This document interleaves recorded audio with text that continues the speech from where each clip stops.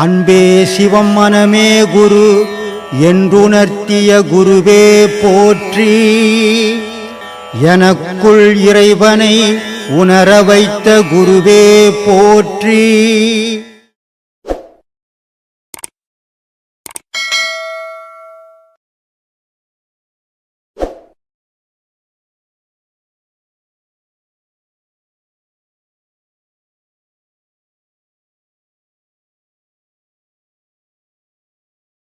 சொல்லு சாமி, இது இந்த பஞ்சகோஷங்கள் அப்படின்றாங்க. பஞ்சகோஷங்கள்: அன்னமய கோஷம், மனோமய கோஷம், சக்திமய கோஷம், விஞ்ஞானமய கோஷம், ஆனந்தமய கோஷம். ஆமாம், எல்லாம் இந்த உடலில் தான் இருக்குது. சோறு இல்லைன்னா அன்னமய கோஷன்றது மேலே இருக்கிற உடல் நிற்காது. 4 உடல் இருக்குது, ஒரு உடல் இல்லை இதில். ஆனால் நமக்கு தோற்றத்தில் ஒரு உடல் நினச்சின்னுப்போம். ஸ்தூல உடல், சூட்சும உடல், காரண உடல், காரிய உடல், 4 உடல் சேர்ந்தது தான் இந்த உடல். இப்போ எங்கன்னா உழுந்தீங்கன்னா இந்த மேல் தோல் வழிட்டிக்குது இல்லை, அப்போ உள்ள ஒரு தோல் இருக்குது. இந்த தோலில் என்ன பட்டால் எரியல, அந்த தோலில் என்ன பட்டால் எரியுது. அப்போ அது நெருப்பு உடல். இது மாதிரி எல்லாம் அதுலேயே இருக்குது. நல்ல குரு தேர்ந்தெடுத்தும் ஆன்மீக பாதையில் சில சமயம் தடை வருகிறது. ஏன்? நீ நல்லவனாக இருந்தீன்னா நல்ல குரு கண்டிப்பாக கிடைப்பான். ஆன்மீகத்து மேலே பற்று இருந்ததுன்னா கண்டிப்பாக ஆன்மீகம் அடைவேன். உன் எண்ணமும் சரியில்லாத, ஆன்மீகத்து மேலேயும் பற்று இல்லாத, எனக்கு நல்ல குரு கிடைக்கணும் நான் ஊர்லாம் தேடுறேன்னா கிடைக்காது. அதே செய்த பாவத்துக்கு பரிகாரங்கள் செய்தால் பாவம் தீர்ந்துடும். ஏமா செய்த பாவங்களுக்கு பரிகாரங்கள் செய்தால், பரிகாரம் செய்துட்டு பாவம் போதுறான்னா ஊரில் ஒருத்தனு கூட கஷ்டமே இருக்காது.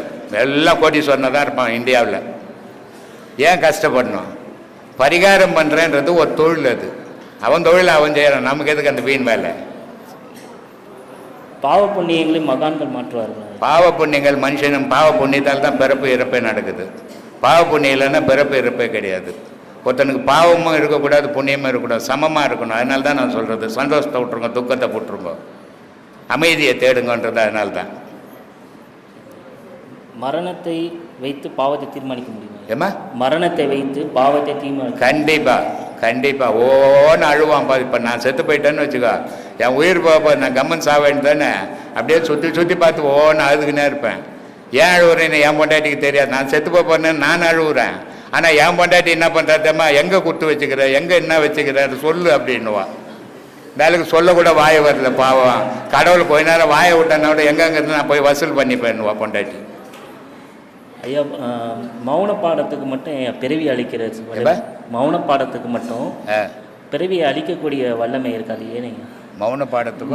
மௌனம் மட்டும் பிறவி, இன்னும் பிறவி இல்லாமல் அழிக்க. மௌன பாடம் கொடுக்கறதே உன்னுடைய பிறவியை அழிக்கிறதுக்கு தான். ஆனால் அந்த மௌனத்தில் 12 வருஷம் நீ வாய் திறக்காமல் இருக்கணும், பாடம் பண்ணணும். 12 வருஷம் யாருக்கிட்டும் பேசக்கூடாது, எந்த செயலையும் ஈடுபடக்கூடாது. முடியுமா? இன்னைக்கு சூழ்நிலை முடியல. அதனால் ஏதோ முடிஞ்ச வரைக்கும் பண்ணுங்க. மகான்கள் என்ன பண்ண, அருணகிரி கொடூரமான கீழ்த்தரமான நிலைக்கு போயிட்டார் அருணகிரி. சரி, இதுக்கு மேலே நம்ம உயிரோடு வாழக்கூடாது, நமக்கு அந்த உலகத்தில் வாழற தகுதி இல்லை அப்படின்னு தற்கொலை பண்ணிக்க போகிறார். தற்கொலை பண்ணிக்கிறதுக்கு மலையிலேருந்து குதிக்கும் போது முருகப்பெருமான் அவர் பிடிக்கிறார். பிடிச்சி அவருக்கு வேறு நோய் வேறு வந்துடுச்சு, குஷ்டம் வந்துடுச்சு. முருகப்பெருமானுடைய கையில் அவர் விழுந்த உடனே அந்த குஷ்டமெல்லாம் போயிடுச்சு. இவர் அழுகுறார், என்னையே காப்பாற்றினேன், நான் 7 பிறப்பு எடுத்து செய்ய வேண்டிய பாவத்தை இந்த ஒரு பிறப்பிலேயே செய்யிட்டேன், எனக்கு நான் சாகணும் அப்படின்னா சும்மா இருறான்ட்டு போயிட்டார். அந்த சும்மா இருன்னு ஒன்னொன்னே இவருக்கு பேச்சு வராமல் போயிடுச்சு. 12 வருஷம் பேச்சு இல்லாமல் இருந்தார். 12வது வருஷம் திருப்பி முருகப்பெருமான் வர்றார், அழுகுறார், இவருக்கு பேச்சு வரல. அப்போ அவரை நாக்கை நீட்ட சொல்லி பிரணவம் எழுதுறார். ஓம் என்ற பிரணவத்தை நாக்கில் எழுதுறாரு. இதுதான்டா உயிர், இதுதான்டா உலகம் அப்படின்ட்டு. அதுக்கப்புறமா அவருக்கு பேச்சு வருது. நான் என்ன பண்ணுறதுனாரு, என்னை பற்றி பாடுன்றார். அப்போ முருகப்பெருமான் சொல்கிறாரு, என்னை பற்றி பாடுன்னும் போது அருணகிரி சொல்கிறாரு, உன்னை பாடாத உன்னே இல்லையே, நான் எதை பாடுவேன், எல்லாமே பாடிட்டாங்கல்ல உன்னை பற்றி அப்படின்போது என் புகழ் பாடுன்றார். அதனால் அதுக்கு பேர் திருப்புகழ்ன்னு வந்தது. அதனால் சொல்லுவார், அந்த கடைசி நாள் இந்த நாக்கில் எழுதின ஒரு வயலூர் முருகனும். அதனால் நிறைய திருப்புகளில் வயலூர் முருகனை ஜாயின் பண்ணுவார் அருணகிரியினுடைய பாடலில். அதனால் சொல்கிறார், எழுதலம் புகழ் காவேரி ஆழ்வினை சோழ மண்டல மீதேரி மனோகரா ராசகம்பீர நாடாளும் நாயகா வயலூரானவர். அப்படிப்பட்ட மகானவர். 16,000 பாட்டு பாடினார். கட்சியில் கட்சிது 6,000 பாட்டு தான், மீதி 10,000 பாட்டு போயிடுச்சு. தினக்கு 700 வருஷம் தான் ஆகுது. அந்த மாதிரி 12 வருஷம் இந்த மௌன பாடம் வாங்குறவங்க புருஷங்கிட்ட பேசாத, பொண்டாட்டிக்கிட்ட பேசாமல், பிள்ளைங்க கிட்ட பேசாமல், சொத்து சோகத்தில் ஈடுபடாமல் இருந்தால் மௌன பாடம் பிறவியே ஒழிச்சிடும். அவ்வளோ வலிமையானது மௌன பாடம். ஆனால் அதை பண்ண முடியல. 10 நிமிஷம் எங்கள் வீட்டு உள்ளே போய் உட்காந்தான்னா இங்கே புருஷன் பொண்டாட்டி உட்காண்டான்னா புருஷன் கூப்பிட்றேன், புருஷன் உட்காண்டா பொண்டாட்டி கூப்பிட்றேன். அப்புறம் மௌன பாடம் எங்கே பண்ணுறது? இதுதான் தடையாகுது. ஏன்னா இது அவசர உலகம். ஓடி ஓடி திரைக்கடல் ஓடி திரவியம் தேடுன்ற மாதிரி ஓடி சம்பாரிச்சா தான் குடும்பத்தை நடத்த முடியும். அப்போ அவனால் அமைதியாக உட்கார முடியாது. இது மகான்களுக்கு சாத்தியம். ஆனால் இதை தொடர்ந்து உன்னால் முடிகிற வரைக்கும் அதுங்கிட்ட உறவாடிக்கினே இருக்கும். அது ஒரு காலத்தில் நல்ல வழியை காட்டிடும். அதுக்குன்னு முடியலன்னு விட்டுட்டீங்கன்னா எந்த காலத்துலையுமே உன்னை அதை தொட முடியாமல் போயிடுவேன். அதுக்காக அந்த மௌனம் பாடம். ஐயா, இப்போது மனதில் வந்து வைராகியம் இருந்தால் எதையும் செய்யலாம்னுட்டு இருக்கு. மனசில் வைராகியம் இருந்தால் எதையும் பண்ணலான்னுட்டு இருக்கு. வைராகியம் இருந்தால் எதையும் பண்ணலான்னு இருக்கு. ஆமாம். ஆனால் அதாவது ஒரு சில சமயங்கள் அந்த வைராகியத்தை விட்டுறோம், இல்லை அப்படியே விட்டுறாங்க. அதான் நான் சொல்லிக்கிறேன், வைராகியம் இருந்தால் தான் செய்ய முடியும். வைராகியம் விட்டுட்டீங்கன்னா அதில் போகவே முடியாது. அது எப்படியே தக்க வச்சுக்க முடியாது. ஏன்னா நீ ஒரு பந்தத்தை வேலி அமைச்சிருந்த அந்த செலந்தி பூச்சி இருக்குது தெரியுமா? அதுக்கு கூடு யாரும் கட்டுறதில்லை. எல்லா பறவைகளும் கூடு கட்டும், முட்டை வைக்கும், குஞ்சு பறிக்கும். அந்த குஞ்சுகள் பெருசான உடனே அந்த கூட்டை விட்டு பறந்து போயிடும். ஆனால் செலந்தி கூட்டுக்குள்ளே செலந்தியே கூடு கட்டும். ஆனால் செலந்தி அதுலேயே செத்து போயிடும். மீண்டும் அது வெளியே வராது. இந்த மனுஷன் ஒரு கூட்டை கட்டிடுறான், சொந்தம்ன்ற கூட்டை, உறவுன்ற கூட்டை கட்டி போட்டு அது உள்ளவே மாண்டு போயிடுறான். செலந்தி பூச்சி மாதிரி ஆயிட்டான். அதை விட்டு அவனால் வெளியே மீண்டு வர முடியல. மாடு கண்ணு போடுறது தெரியுமா? உறவு தெரியாது. அது போடும்போது எது அம்மா, எது குழந்தை, எது ஒரு யார் மச்சான், யார் மாமா, எதுவும் தெரியாது. ஆனால் பிறந்த உடனே அதுக்கு ஒரு உறவு தெரியுது. பிறந்து எழுந்து உருந்து போய் அம்மா கிட்ட பால் குடிக்குது. எந்த குழந்தையாவது பிறந்த அம்மா கிட்ட பால் குடிச்சிக்குதுன்னு சொல்லு உலகத்தில்? இல்லைங்க. குடிச்சிக்குதா? இல்லைங்க. அப்போ உறவு தெரியல மனுஷனுக்கு. ஆனால் விலங்குக்கு உறவு தெரியுது பிறந்த உடனே. ஆனால் வளர்ந்த உடனே உறவை விட்டு விலகிடுது அது. ஆனால் மனுஷன் பிறந்த உடனே உறவு தெரியல.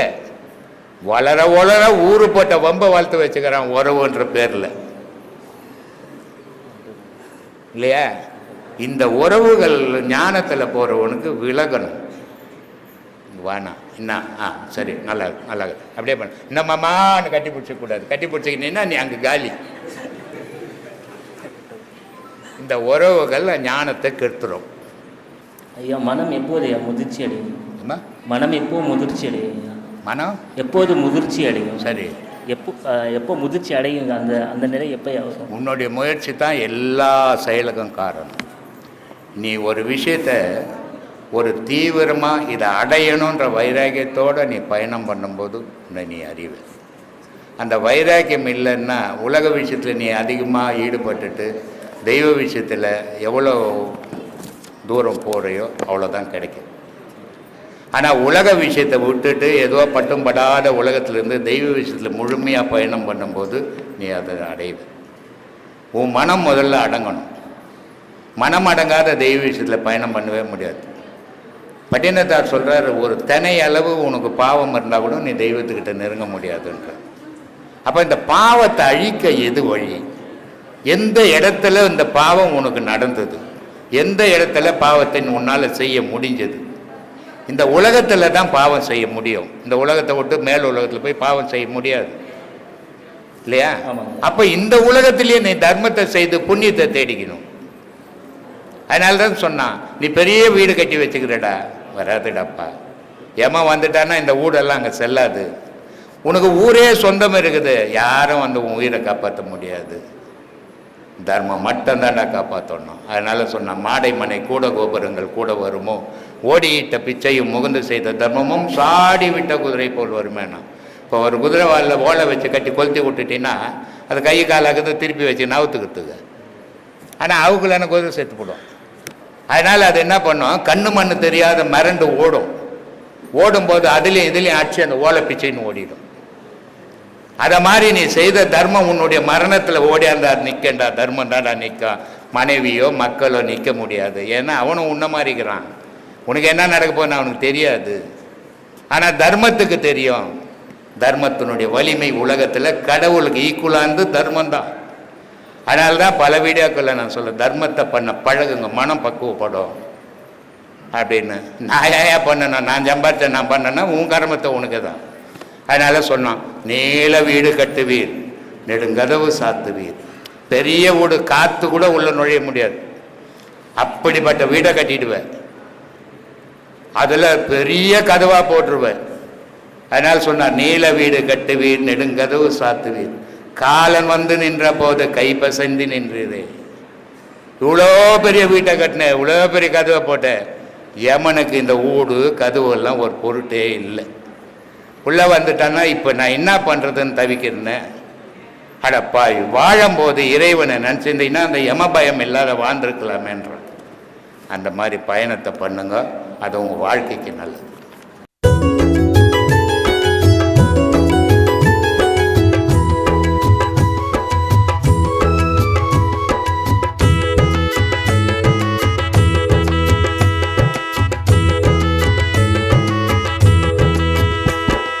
நல்ல காலம் பொறந்துடுச்சு நமக்கு, நல்ல காலம் பொறந்துடுச்சு நமக்கு.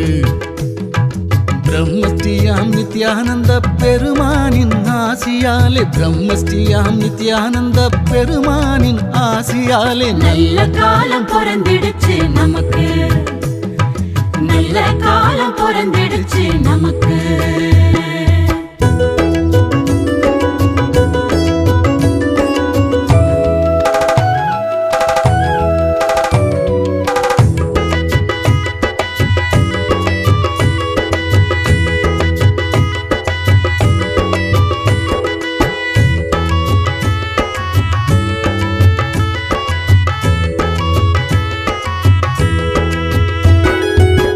தேடி வந்தோம் உள்ளத்திலே திருப்பம் வந்தது, கூடி வந்தோம் குடும்பத்திலே குறைகள் தீர்ந்தது.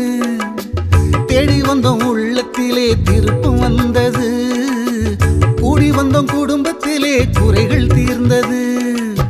நாடி வந்தோம் சாமியினை நன்மைகளும் வந்தது, நாடி வந்தோம் சாமியினை நன்மைகளும் வந்தது.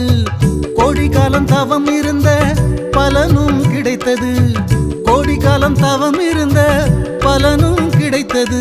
பூமி எங்கும் சுத்துதுங்க சாமியோட பேச்சு, போலி வாக்கம் பற்றி தங்க உலகம் முழுக்க பேச்சு. வாங்க வாங்க பக்தர்களே, போலி வாக்கம்